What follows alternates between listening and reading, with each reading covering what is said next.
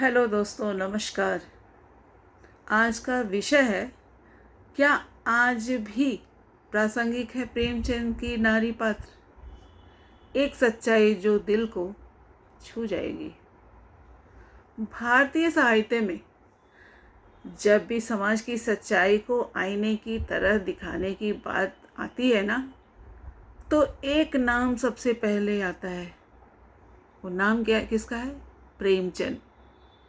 प्रेमचंद ने केवल कहानियाँ ही नहीं लिखी, बल्कि उन्होंने उस समाज को शब्द दिए जो अक्सर खामोश रहता था, और इस खामोशी में सबसे गहरी आवाज़ थी नारी की।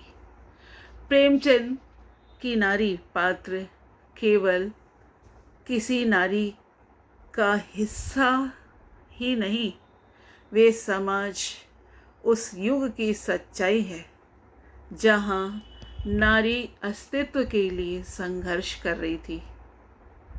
बात कहें तो निर्मला एक ऐसा पात्र है, ऐसे नारी पात्र है जो मासूमियत, त्याग और पीड़ा का प्रतीक बन जाता है।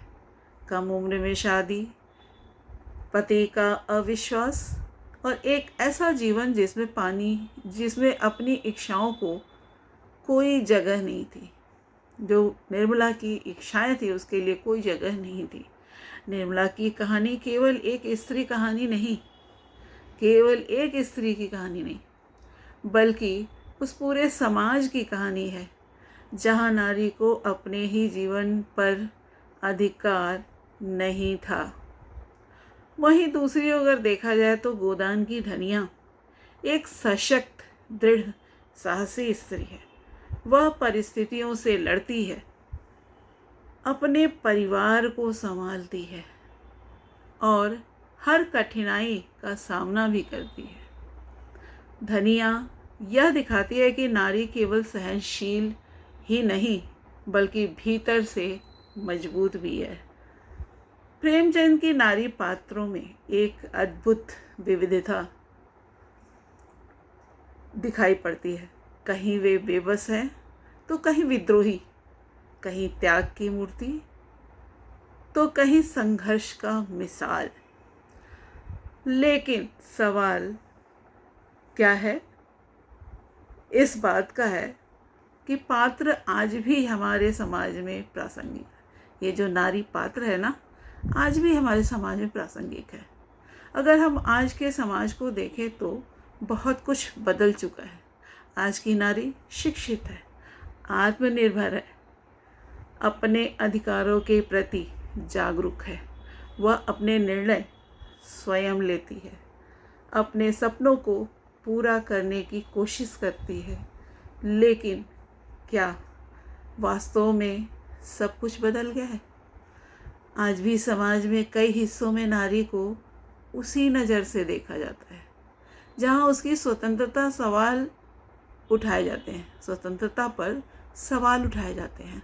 आज भी दहेज, घरेलू हिंसा और सामाजिक दबाव जैसी समस्याएं पूरी तरह से समाप्त नहीं हुई हैं।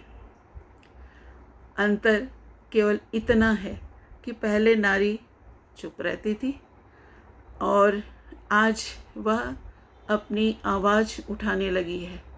प्रेमचंद की नारी पात्र जो है, हमें यह सिखाती है कि संघर्ष समय के साथ समाप्त नहीं होता, बल्कि उसका स्वरूप बदल जाता है।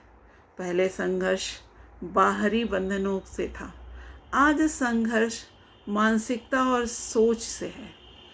निर्मला की पीड़ा आज भी उन्हीं लड़कियों में दिखाई देती है जिन्हें अपने फैसले लेने की आज़ादी नहीं मिलती। धनिया की शक्ति आज भी उन महिलाओं में दिखती है जो हर मुश्किल के बावजूद अपने परिवार को और अपने अस्तित्व को संभालती हैं। इसलिए प्रेमचंद की नारी पात्र केवल इतिहास नहीं है, वे आज भी जीवित हैं हमारे समाज में, हमारे आसपास, शायद हमारे अपने जीवन में।